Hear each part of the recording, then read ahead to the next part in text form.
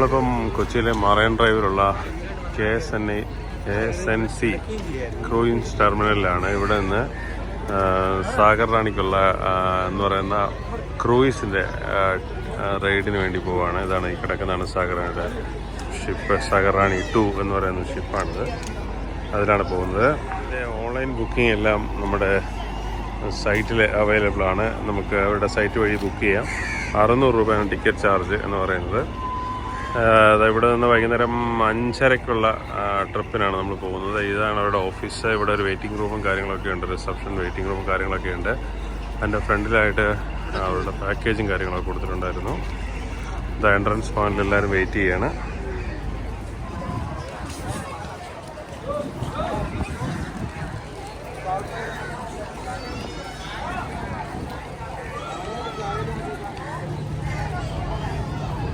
ഒരു സാഗർ റാണി കിടക്കുന്നുണ്ട്. സാഗർ റാണി എന്ന് പറഞ്ഞ പേരിൽ അപ്പുറം സാഗർ റാണി 2 അപ്പുറത്ത് കിടക്കുന്നു. ഇപ്പോൾ ഇവിടെ വന്നൊരു ക്രൂയിസ് ആണ് ഇതായി കിടക്കുന്ന ഈ സൈഡിലായിട്ട്.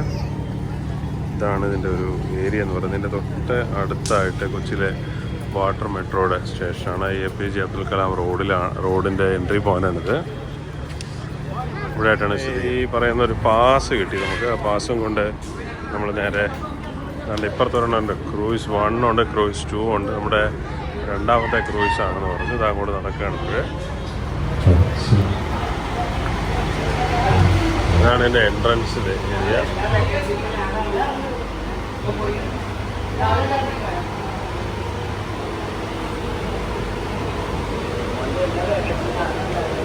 ഇവിടെ റൂമും കാര്യങ്ങളൊക്കെ ഉണ്ട്. നമ്മളിതാണ്ട് ഇതിൻ്റെ വെളിയിലേക്ക് ഇറങ്ങിയിരിക്കുകയാണ്. ഇവിടെ നിന്നുള്ള കാഴ്ച ഇങ്ങനെയാണ്. ഇവിടുന്ന് പടി കയറി അപ്പർ ഡെക്കിലേക്ക് പോകണം. പടി കയറിയിട്ട് അങ്ങോട്ടേക്ക് പോവാണ്. അടുത്ത് കിടക്കുന്ന സൂര്യാംശം അവിടെ തന്നെ ഒരു ഫുള്ളി സോളാർ പവേർഡായിട്ടുള്ളതാണ്. പടി കയറി മുകളിലേക്ക് പോവാണ്.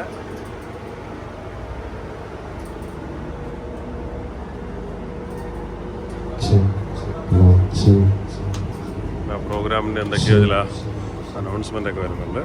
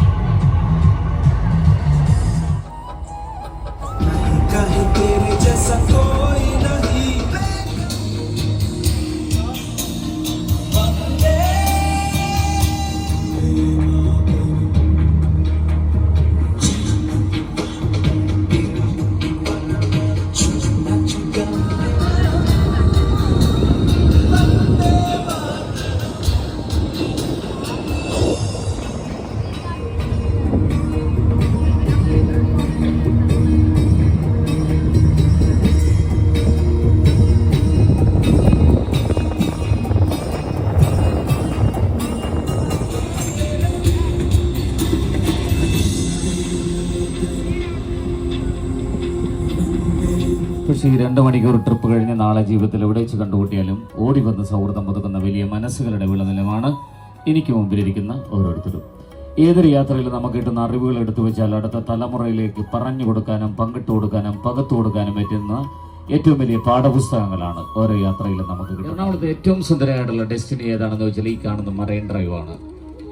ഒരു 3.5 കിലോമീറ്റർ ദൈർഘ്യമുള്ള ഈ മറൈൻ ഡ്രൈവ് ആരംഭിക്കുന്നത് കേരളത്തിന്റെ പരമോന്നത നീതിപീഠം എന്നറിയപ്പെടുന്ന 1956 തുടങ്ങിയ കേരള ഹൈക്കോടതി ജംഗ്ഷൻ മുതൽ രാജ്യാന്തര മൈതാനം വരെ അബ്ദുൽ കലാം മാർഗ് എന്ന പേരിലാണ് ഇതറിയപ്പെടുന്നത്. 2 മഴവില്ലന്റെ ആകൃതിയിലുള്ള 2 ബ്രിഡ്ജും ഒരു ചൈനീസ് നെറ്റിന്റെ ആകൃതിയിലുള്ള അങ്ങനെ 3 ബ്രിഡ്ജും കൊണ്ടാണ് ഇതൊക്കെ സുന്ദരമാക്കുന്നത്. എറണാകുളം ഹൈക്കോടതി കാണാത്തവരൊന്ന് കൈപൊക്കി ഹൈക്കോടതി വാക്ക് വേണം. ഇനി ഈ ഒരു ഐലൻഡ് നോക്കിയേ. That is the Wellington Island, India's largest artificial man-made island known as Wellington Island. Who made the Wellington Island? The Roberto Bristow, the port engineer, the Englishman, respected person, 1924 to 1936, port engineer, while dipping and dredge soil and accommodated the North Port in 1936. ഭാരതത്തിലെ ഏറ്റവും വിശാലമായിട്ടുള്ള ഒരു സുന്ദരമായിട്ടുള്ള ഒരു സ്ഥലമാണ് കാണുന്നത്. ഒരു മനുഷ്യൻ നിർമ്മിച്ചെടുത്ത ഒരു ദ്വീപാണ് വില്ലിംഗ്ടൺ ഐലൻഡ്. വില്ലിംഗ്ടൺ പ്രഭുവിന്റെ പേരിലാണ് ആ ഐലൻഡ് അറിയപ്പെടുന്നത്. 1924 മുതൽ 36 വരെയുള്ള കാലഘട്ടത്തിൽ കൊച്ചി തുറമുഖത്തിന്റെ ശില്പി എന്നറിയപ്പെടുന്ന സർ റോബർട്ട് ബ്രിസ്റ്റോ എന്ന പോർട്ട് എഞ്ചിനീയർ ആയിട്ടുള്ള ഇംഗ്ലീഷുകാരൻ കപ്പൽ ചാലിന്റെ ആഴം കൂട്ടുന്നതിന് വേണ്ടി ഇവിടുന്ന് ചെളിയും മണ്ണും ചരലും കൊണ്ട് ഇട്ടുണ്ടാക്കിയെടുത്തൊരു തിട്ടയാണ് ആ കാണുന്ന വില്ലിംഗ്ടൺ ഐലൻഡ്. മുഹമ്മദ് ബഷീറിന് ഒരു 30 വർഷക്കാലം ഈ ബോട്ട് കെട്ടിയിൽ ഒരു പുസ്തകക്കട ഉണ്ടായിരുന്നു. അദ്ദേഹം രാവിലെ വൈക്കത്ത് നിന്ന് ഇവിടെ ഒന്ന് ബോട്ടിന് ഇറങ്ങിയും പുസ്തകക്കട തുറക്കുകയും അദ്ദേഹത്തിന്റെ സുഹൃത്തുക്കളായ കാരൂർന്നുകളെ കൊണ്ടുപെട്ട പാല നാരായണ പണിക്കർ, പൊൻകുന്നം വർക്കി, മുട്ടത്ത് വർക്കി, പിന്നെ Sukumar Azhikode, doctor KM Leelavathi, doctor KM തരകനെ പോലെ മിടുക്കന്മാരായിട്ടുള്ള സാഹിത്യത്തിലെ മഹാരഥന്മാർ കഥ പറഞ്ഞിരുന്ന സ്ഥലമാണ്. പിന്നെ മമ്മൂട്ടി പഠിച്ചത് തൊട്ടടുത്ത മഹാരാജാസ് കോളേജിലാണ്. അദ്ദേഹത്തിന്റെ വീട് വൈക്കത്താണ്. അദ്ദേഹം പഠിച്ച 5 വർഷം ഈ ബോട്ട് കെട്ടിയിൽ വൈക്കത്ത് നിന്ന് ഇവിടെ ഒന്ന് ഇറങ്ങി 5 മണിയാകുമ്പോൾ ഈ ബോട്ട് കെട്ടിലൂടെയാണ് തിരിച്ചു പോയത്. അതിനുശേഷം നിയമം പഠിച്ച ലോ കോളേജ് വണ്ടി. അങ്ങനെ 10 വർഷത്തോളം മമ്മൂട്ടിയുടെ പല അനുഭവങ്ങളിലുള്ള ഒരു ബോട്ട് കെട്ടിയാണ്. പിന്നെ എൻ്റെ ഉപ്പാപ്പൊക്കെ ഒരു ആന ഉണ്ടായിരുന്നെന്ന് പറഞ്ഞ് കഥ എഴുതിയതും ബഷീർ ഈ ബോട്ട് കെട്ടിയിലിരുന്ന. അങ്ങനെ വളരെ പ്രസിദ്ധമായിട്ടുള്ള AK ആന്റണി, വയലാർ രവി, വാലന്തരി ചുള്ളിക്കാട്, ONV കുറുപ്പൊക്കെ ഒരുപാട് നാട് ഉപയോഗിച്ചിരുന്ന സുന്ദരമായിട്ടുള്ള ഒരു ബോട്ട് കെട്ടിയാണ് ഈ കാണുന്നത്. ഇനി അതും കൂടി പറഞ്ഞേക്കാം, അതാണ് കൊച്ചിൻ ഷിപ്പ് യാർഡ്. ഭാരതത്തിലെ ഏറ്റവും മിടുക്കന്മാരുള്ള കപ്പൽ നിർമ്മാണശാല ആ കാണുന്നതാണ്. 1972 respected prime minister Indira Gandhi was inaugurated in Cochin shipyard. The first vessel produced named in Rani Padmini. The first Cochin Shipyard, the chairman, the respected any other person, in Konkan railway designer and metro rail designer, respected man, Sridharan sir. നമ്മുടെ metro Sreedharan സാറാണ് 81 Cochin shipyard. 15,000 കണക്കിന് വിദേശ കപ്പലുകളാണ് പ്രതിവർഷം അവിടെ നിർമ്മിച്ചുകൊണ്ടിരിക്കുന്നതും maintenance ഒക്കെ ചെയ്യുന്നത്. ഏറ്റവും ഭാരതത്തിലെ ഏറ്റവും മിടുക്കന്മാരായിട്ടുള്ള എഞ്ചിനീയർമാരുള്ള സ്ഥലമാണ് ആ കാണുന്നതാണ്. ഇന്ത്യയുടെ യുദ്ധക്കപ്പൽ INS ധ്രുവ് എന്ന് പറയുന്നത് ഫുട്ബോൾ മോഡലിലുള്ള ഒരു വർക്ക്ഷോപ്പാണ് ആ കാണുന്നത്. പ്രിയമുള്ളവർ, നമുക്ക് എന്തായാലും മിടുക്കനായിട്ടുള്ള ഒരു പാട്ടുകാരനുണ്ട്. പിന്നെ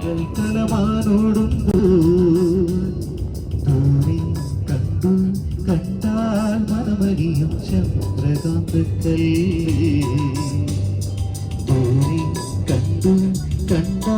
മനമരിയും ചന്ദ്രകാന്തക്കൽ ശ്യാമാംബരം അരികിൽ കേട്ടു കേട്ടാൽ മനമരിയും ഹൃദയമന്ത്രിന്ത്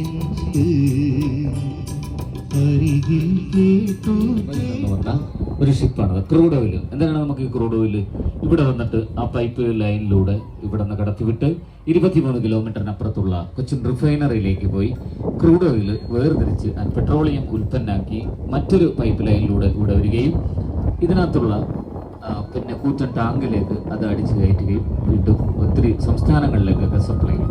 അപ്പോൾ ക്രൂഡ് ഓയിൽ കൊച്ചിൻ റിഫൈനറിയിലാണ് നമ്മുടെ 23 കിലോമീറ്ററിന് അപ്പുറത്തുള്ള. ഇനി ആ ഒരു 5000 ഹോഴ്സ് പവറാണ്, 5000 ഹോഴ്സ് പവറാണ് അതിൻ്റെ ഉള്ളത്. എന്താണ് അതിൻ്റെ ജോലി എന്ന് പറയുന്നത്? വിദേശത്ത് നിന്ന് വിദേശ കപ്പലുകളൊക്കെ പടുകൂറ്റൻ കപ്പലുകളൊക്കെ വരുമ്പോൾ സീ മൗത്തിൽ നിന്ന് നമുക്ക് ഇങ്ങോട്ട് കയറുമ്പോൾ അതിന് വളയ്ക്കാനും തിരിക്കാനും ഒക്കെ ബുദ്ധിമുട്ട് വരും. വലിയ കപ്പലുകൾ, നമ്മുടെ യുദ്ധക്കപ്പൽ DP വേൾഡിലേക്ക് വരുന്ന വലിയ കണ്ടെയ്നറുകളൊക്കെ കയറ്റി വരുന്ന കപ്പൽ വളക്കാനും തിരിക്കാനൊക്കെ വളരെ ബുദ്ധിമുട്ട് വരും കായലിൽ. അപ്പോൾ ഈ ഒരു 4 ടഗ് വെസലിൽ നിന്ന് 2 ബാക്കിൽ കെട്ടി വലിക്കുകയും 2 ടഗ് വെസൽ അതിനെ ഇടിച്ചിടിച്ചിടിച്ചിടിച്ച് ഇവിടെ ചേർപ്പിച്ച് കൊടുക്കും. അതുപോലെ ഇവിടെ നിന്ന് പോകുമ്പോഴും സീമൗത്ത് വരെ ആക്കി കൊടുക്കുന്നത് ഈ ടഗ് വെസലാണ്. ഇത് കിടക്കണം വേണമെന്ന് പറയുന്നത്. അങ്ങനെ 1.5 മണിക്കൂർ ചെയ്യുന്ന ജോലിക്ക് ഒരു ടഗ് വെസലിന് കൊടുക്കുന്ന റെമ്യൂണറേഷൻ പ്രതിഫലം എന്ന് പറയുന്നത് 1 lakh rupees ആണ്.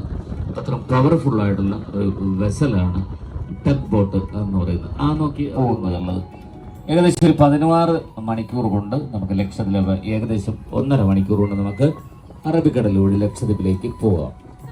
ഹോളണ്ട്, ജർമ്മനി, സ്വീഡൻ ധാരക്കപ്പെടുന്ന അവരുടെ ഒഫീഷ്യൽ വസതികളാണ് ഒരുപാട് വർഷങ്ങൾക്ക് മുമ്പ് ഉണ്ടായിരുന്നത്. അപ്പോൾ നോക്കി എപ്പോഴും PSCക്ക് ചോദിക്കുന്ന ഒരു ക്വസ്റ്റ്യൻ ആണ്, ഇന്ത്യയിൽ ആർട്ടിഫിക്കൽ മാൻമെയ്ഡ് ഐലൻഡ് ഏതാണെന്ന്. അതാണ് നമ്മുടെ വില്ലിംഗ്ടൺ ഐലൻഡ്. അന്ന് റോബർട്ട് ബ്രിസ്റ്റോ പാലത്തിന്റെ ഇടയിൽ കിടന്ന അദ്ദേഹത്തിന്റെ ഒരു ഒഫീഷ്യൽ ബോട്ട് ഇപ്പോഴും ഈ കരയിൽ സൂക്ഷിച്ചു വെച്ചിട്ടുണ്ട്. ആ ഒരു ഒഫീഷ്യൽ ബോട്ടിന്റെ പ്രത്യേകത എന്ന് പറയുന്നത് ഇന്ത്യയിലെ 3 റെസ്പെക്റ്റഡ് ആയിട്ടുള്ള പ്രധാനമന്ത്രിമാരാണ് ആ ബോട്ടിൽ സഞ്ചരിച്ചിട്ടുള്ളത്. ഇന്ദിരാഗാന്ധി, ജവഹർലാൽ നെഹ്റു, നമ്മുടെ രാജീവ് ഗാന്ധി. ഇന്ദിരാഗാന്ധി രാജീവ് ഗാന്ധിനെ പ്രകടനായിട്ടിരിക്കുന്ന സമയത്താണ് ഈ ചെറിയൊരു ബോട്ടിൽ സഞ്ചരിക്കുകയും തണ്ണീർമുക്കം ബണ്ട് വരെ പോവുകയും അവിടെ നിന്ന് നല്ല പിന്നെ എന്താണ് ഫുഡൊക്കെ കഴിച്ച് തിരിച്ചു ഇവിടെ വരികയും ചെയ്തു. അതിനുശേഷം ഒരുപാട് വർഷം പിന്നെ ബിസ്ക്കറ്റും ചായ ഇരിക്കുന്നുണ്ട്.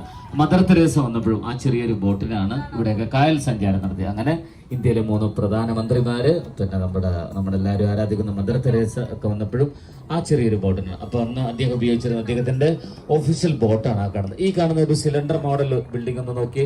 ഈ കാണുന്നതാണ് കൊച്ചിൻ ബോട്ടിന്റെ വാച്ചിങ് ടവർ എന്ന് പറയുന്നത്. കടൽ കടന്നു വരുന്ന അപകടങ്ങൾ, കടലിലേക്ക് പോകുന്ന അപകടങ്ങൾ, പിന്നെ നമുക്ക് എത്ര സമയമാണ് നമ്മുടെ അറേബ്യൻ സീയിലേക്ക് നമുക്ക് പോകാൻ പറ്റും. ഏത് വിദേശ കപ്പൽ വരുമ്പോഴും ഇന്ത്യൻ ബോർഡർ കടന്ന് എപ്പോഴാണ് നമ്മുടെ ഇന്ത്യൻ ബോർഡറിലേക്ക് കയറാവുന്നതും ഇവിടെ നിന്ന് തിരിച്ചു പോകുന്നതൊക്കെ പെർമിഷൻ കൊടുക്കുന്നത് നമ്മുടെ ഈ വാച്ചിങ് ടവറിലെ കൊച്ചിൻ പോർട്ടിലെ ഉദ്യോഗസ്ഥരാണ്.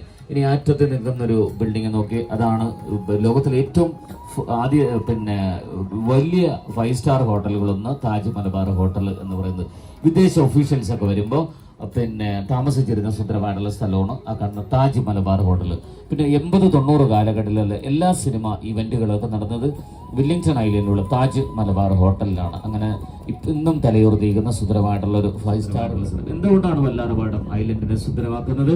വല്ലാർപാടം ബസിലിക്കയാണ് ഏറ്റവും സുന്ദരമാക്കുന്ന ഒരു സ്ഥലം. വല്ലാർപാടം ഐലൻഡിനെ 1524 പോർട്ടുഗീസ് ക്രിസ്ത്യൻ മിഷനറിമാര് പണിതുയർത്തിയ പള്ളിയാണ്. ഏകദേശം 550ഓളം വർഷം പഴക്കമുള്ള one of the old church in India. ആ കാണുന്നതാണ് വല്ലാർപാടം ബസിലിക്ക. ആ ഫ്ലാറ്റിന്റെ തൊട്ടപ്പുറത്താണ്. നമുക്ക് ആ സൈഡിൽ വന്നാൽ മാത്രമേ കാണാൻ പറ്റുള്ളൂ. അത് ബസിലിക്കയായിട്ട് ഡിക്ലെയർ ചെയ്ത് 84ലാണ്. ജോൺ പോൾ 2 മാർപ്പാപ്പയാണ്. മെയിൻ അട്രാക്ഷൻ എന്ന് പറഞ്ഞാൽ millions pilgrims and tourist visit every year. അങ്ങനെ സുന്ദരമായിട്ടുള്ള വല്ലാർപാടത്തെ പ്രസിദ്ധമാക്കുന്ന Vallarpadam basilica, our lady of ransom അമ്മയാണ് ഇവിടെ ട്രാൻസാക്ഷൻ നടത്തുന്നത്. നമ്മൾ വിദേശത്ത് 28 ഇന്ത്യൻ സംസ്ഥാനങ്ങളിൽ ഒത്തിരി ഉൽപ്പന്നങ്ങൾ വിദേശത്ത് നമ്മൾ എടുക്കുന്നുണ്ട്. നമ്മൾ ബുക്ക് ചെയ്ത് പൈസ അടച്ചു കഴിഞ്ഞാൽ വലിയ പടുകൂറ്റൻ കപ്പലിന് ഇവിടെ വന്നെടുക്കുകയും ഇന്ത്യയിലെ വിവിധ സംസ്ഥാനങ്ങളിലേക്കൊക്കെ പോവുകയൊക്കെ ചെയ്യും. അപ്പൊ അതുപോലെ തന്നെ 28 ഇന്ത്യൻ സംസ്ഥാനങ്ങളിൽ ഉൽപ്പാദിപ്പിക്കുന്ന ഉൽപ്പന്നങ്ങൾ വിദേശികൾ ഉപയോഗിക്കുന്നുണ്ട്. അപ്പൊ നമ്മൾ ഈ കണ്ടെയ്നറിൽ വന്നിട്ട് ഇവിടുന്ന് വിദേശ കപ്പലുകളിലൂടെയാണ് വിദേശ രാജ്യങ്ങളിലേക്കൊക്കെ പോകുന്നത്. ഇതൊക്കെ കേട്ടിട്ട് സ്കൂൾ തുടങ്ങുന്നത് മട്ടാഞ്ചേരിയിലാണ്. ഇന്ത്യയിലെ ആദ്യത്തെ പോസ്റ്റ് ഓഫീസ് സ്ഥാപിച്ചത് മട്ടാഞ്ചേരിയിലാണ്. ലോകത്തിലെ ഏറ്റവും പഴക്കമുള്ള ജൂതപ്പള്ളി പരദേശി സിനഗോഗ് ഉള്ളത് ഈ മട്ടാഞ്ചേരിയിലാണ്. ഏറ്റവും പഴക്കമുള്ള ഇന്ത്യയിലെ മറ്റൊരു പള്ളിയായ സെന്റ് ഫെറോന ചർച്ച് ഉള്ളതെന്ന്. വാസ്കോഡ ഗാമ കച്ചവടം നടത്താൻ വന്ന ഡച്ചുകാരായിട്ടൊരു യുദ്ധത്തിൽ ഏർപ്പെട്ടു. അതിനുശേഷം അദ്ദേഹം വിജയിച്ചു, ഇവിടെ കച്ചവടം നടത്തി. അതിനുശേഷം അദ്ദേഹം മരണപ്പെടുകയും ഇവിടെയുള്ള ഒരു സെന്റ് ഫ്രാൻസിസ് ചർച്ചിലാണ് അതിന്റെ ഫ്യൂണറൽ കർമ്മങ്ങളൊക്കെ നടത്തിയത്. അതിനുശേഷം 70 വർഷങ്ങൾക്ക് ശേഷം അദ്ദേഹത്തിന്റെ ഭൗതിക ശരീരം സ്വന്തം നാടായ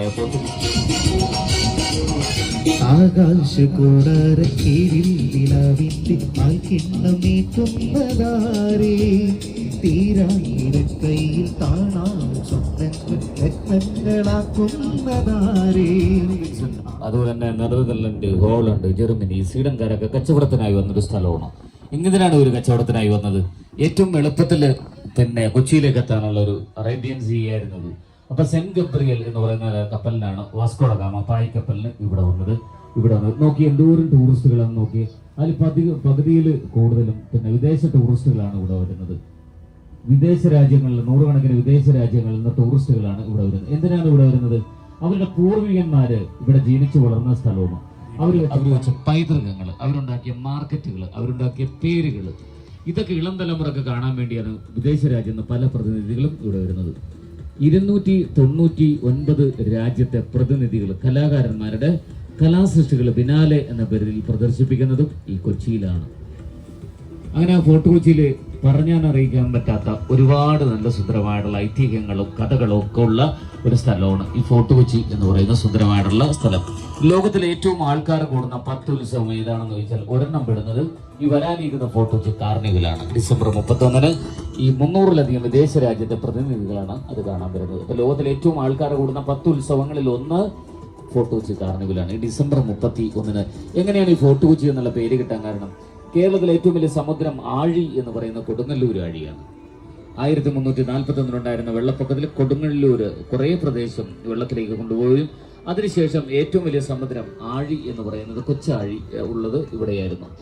പിന്നീട് പോർട്ടുഗീസുകാർ വന്നപ്പോൾ ഈ ഭാഗത്തൊരു വലിയൊരു കോട്ട നിർമ്മിക്കുകയും ആ കോട്ടയുടെ ഒരു ഫോർട്ട് മാനുവൽ കോട്ട എന്നായിരുന്നു. അപ്പോൾ ഫോർട്ട് മാനുവൽ കോട്ടയിൽ നിന്ന് ഫോർട്ടും ഈ കൊച്ചാഴി എന്ന പ്രദേശത്ത് നിന്ന് കൊച്ചിയും എടുത്തിട്ടാണ് ഫോർട്ട് കൊച്ചി എന്ന സുന്ദരമായിട്ടുള്ള പേര് വന്നത്. അപ്പോൾ നൂറുകണക്കിന് വിദേശികളൊക്കെ വരുന്ന സ്ഥലമാണ്.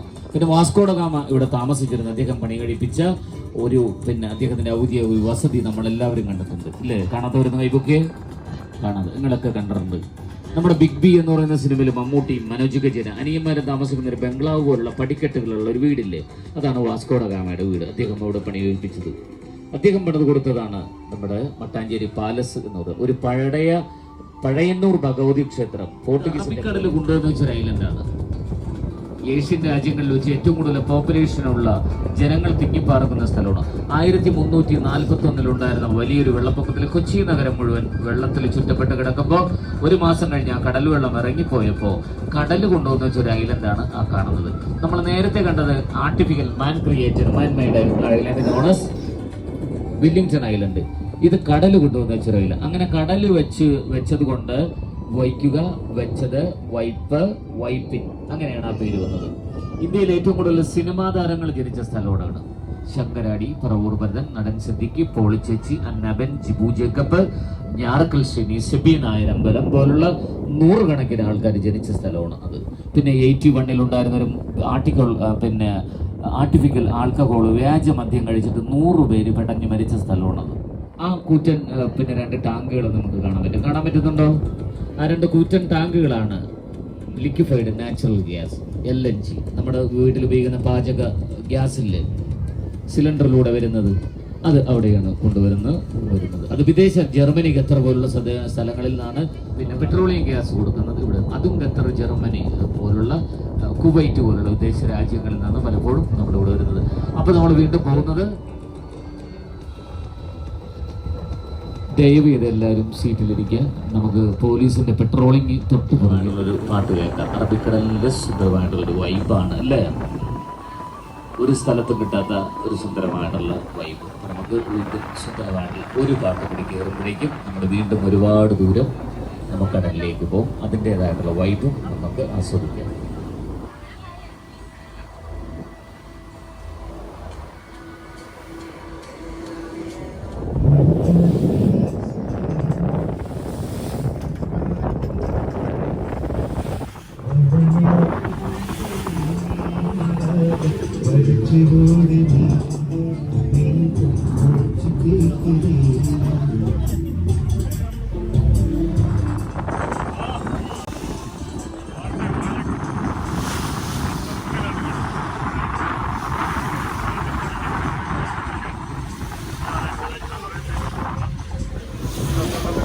നമ്മൾ അറബിക്കടലിലേക്ക് കയറിയിരിക്കുകയാണ്.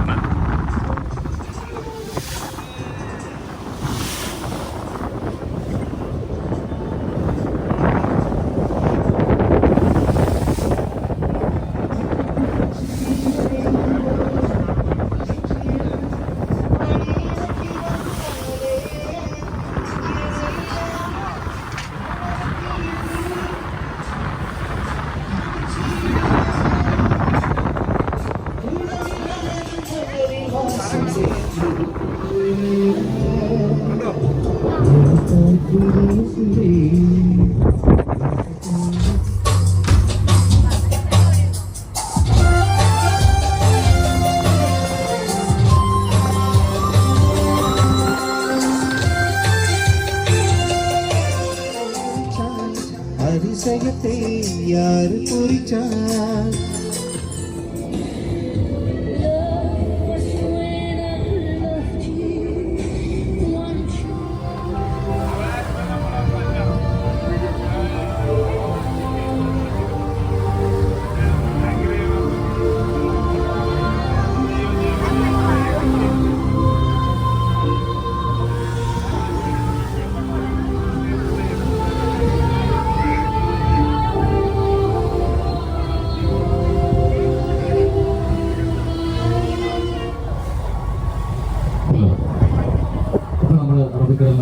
എങ്ങനെയുണ്ട്? ഒരാളുമില്ല, അടിപൊളിയായിരുന്നു അല്ലേ? നല്ലൊരു ഗൈഡ് കൊടുത്തപ്പോ നമ്മുടെ ക്യാപ്റ്റൻ ഒരു ഗൈഡ് കൊടുത്ത് അടിപൊളിയായിട്ട് നല്ല സുന്ദരമായിട്ടുള്ള യാത്രകളൊക്കെ ചെയ്ത് നല്ല അടിപൊളി ഗസ്റ്റുകളുമാണ് നിങ്ങൾ അല്ലേ? അപ്പൊ അറബിക്കടല് പണ്ടൊരു പഴയ പേരുണ്ടായിരുന്നു. അറബിക്കടലിന്റെ പഴയ പേരാണ് മെഡിറ്ററേനിയൻ കടൽ അല്ലേ? അറേബ്യൻ ശ്രീലങ്ക. അപ്പൊ നമ്മുടെ ശ്രീലങ്ക എന്താണോ വന്നത്? 3 രാജ്യങ്ങൾ വേറെ പറഞ്ഞ ഒരെണ്ണം നമ്മുടെ ആയിരിക്കില്ലേ? അപ്പൊ നമ്മുടെ ഇന്ത്യ കൊച്ചി അല്ലേ, കുറെ ഇങ്ങോട്ട് പോകുന്ന കഴിയുമ്പോൾ നമുക്കറിയാൻ പറ്റില്ല ഏതൊക്കെയാണ് സ്ഥലം. അപ്പൊ നമ്മൾ ഏറ്റവും ആഴം കൂടുതൽ ഓലച്ചുമരിയുന്നേ നടന്നോരക്കാര മറയുന്നേ ഓരം ചേർന്ന് നടന്നോരും പല പാട്ടിക്കുന്നു കയറുന്നേ ഓലച്ചുമരിയുന്നേ നടന്നോരക്കാര മറയുന്നേ ഓരം ചേർന്ന് നടന്നോരും പല പാട്ടിക്കുന്നു കയറുന്നോരും കത്താകനിരക്കും നിറമാനല്ലേ ഇരക്കും ഓരം ചേർന്ന് നടന്നോരും പല പാട്ടിക്കുന്നു കയറുന്നോരും കത്താകനിരക്കും നിറമാനല്ലേ ഇരക്കും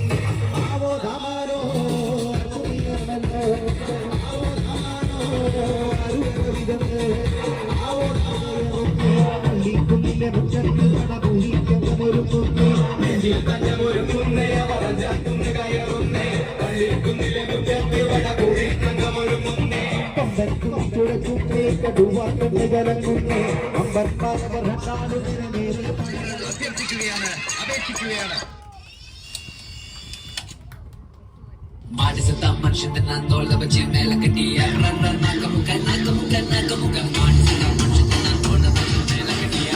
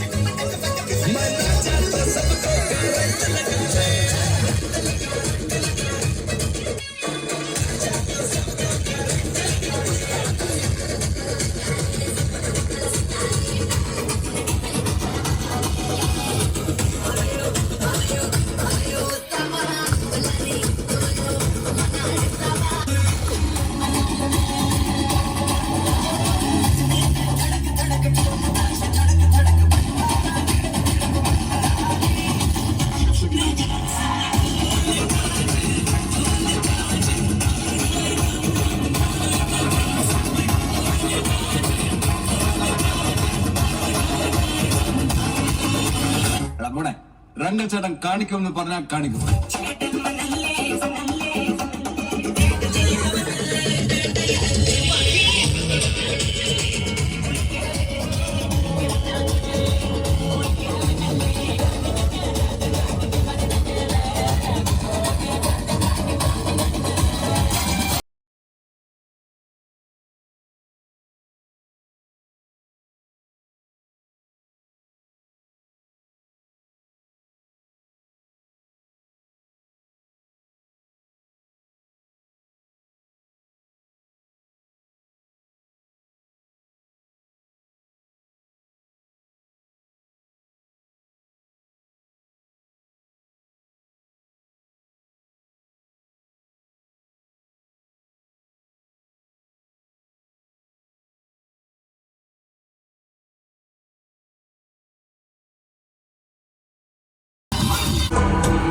ഒരു കൈയടി കൂടി December 21.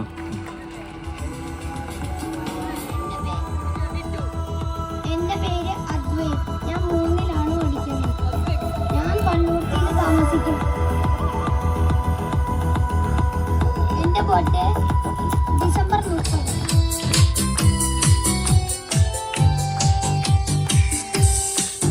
Happy birthday to you.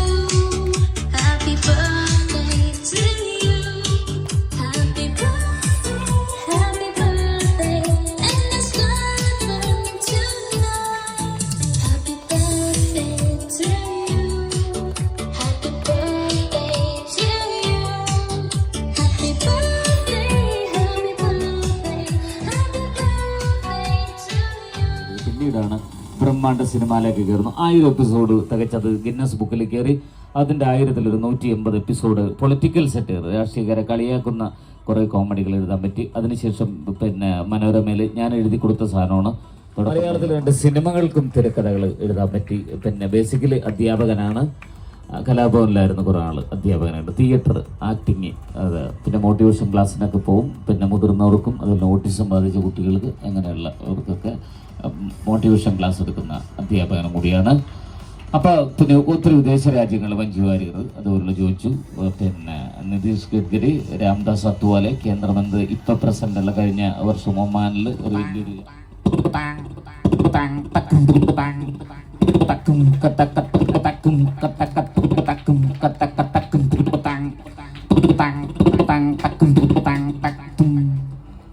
മാന്യ പ്രേക്ഷകർക്ക് കണ്ണാടിയിലേക്ക് നമസ്കാരം. കണ്ണാടി ആരംഭിക്കുന്നതിന് മുമ്പ് കത്ത് വായിക്കാം.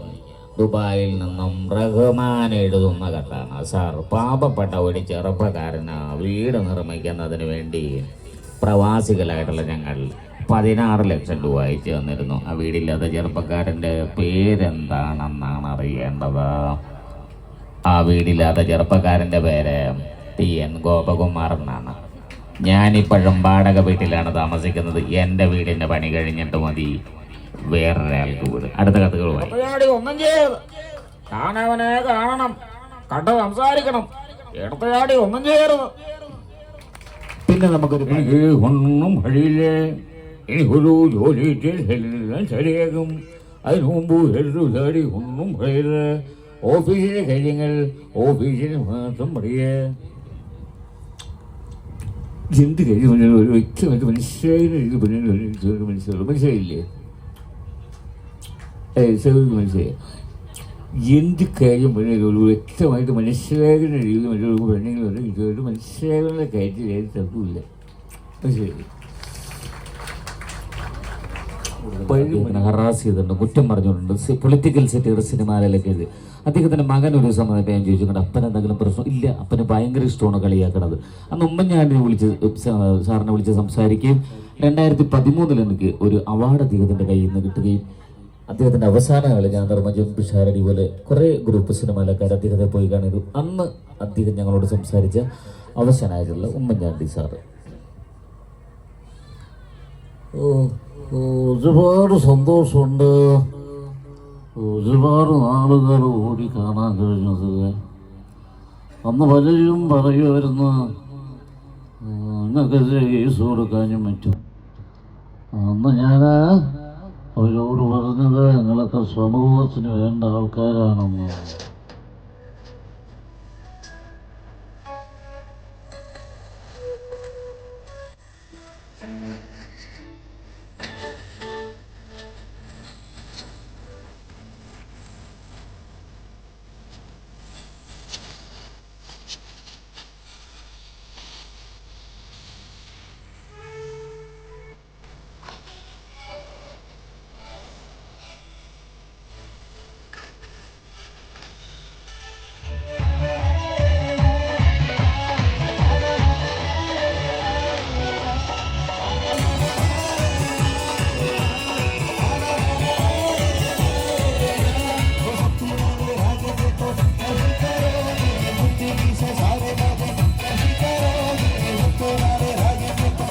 സഹായത്തിന് വേണ്ടി ഓടിച്ചെല്ലുന്നത് നമ്മുടെ സ്നേഹവും നമ്മുടെ പിന്നെ ഈ കൂട്ടായ്മയൊക്കെ നമ്മുടെ പുതിയ തലമുറ കണ്ട് അത് പഠിക്കണമെങ്കിൽ നമ്മൾ ഇതുപോലത്തെ ആഘോഷങ്ങളിൽ മുമ്പിലേക്ക് വന്ന് ഞങ്ങൾ സന്തോഷിക്കുന്നുണ്ടെന്ന് മാതാപിതാക്കൾ കാണിച്ചു കൊടുത്തെങ്കിൽ മാത്രമേ കുട്ടികൾക്ക് അത് മനസ്സിലാവുള്ളൂ. സാധാരണ മാതാപിതാക്കൾ കുട്ടികളെ തള്ളി ഇങ്ങോട്ട് വിടും, അവരവിടെ ഇരിക്കും, കുട്ടികൾ എന്ത് ചെയ്യാനാണ്?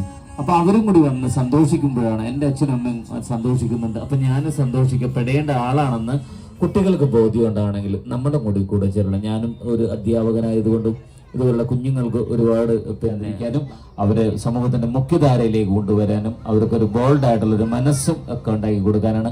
പ്രിയമുള്ളവർ, തൽക്കാലം നമ്മുടെ സഹോദരങ്ങളെല്ലാവരും ഇവിടെ പറയണം, തൽക്കാലത്തേക്ക് മാത്രം. നമ്മൾ ഇനിയും കാണും.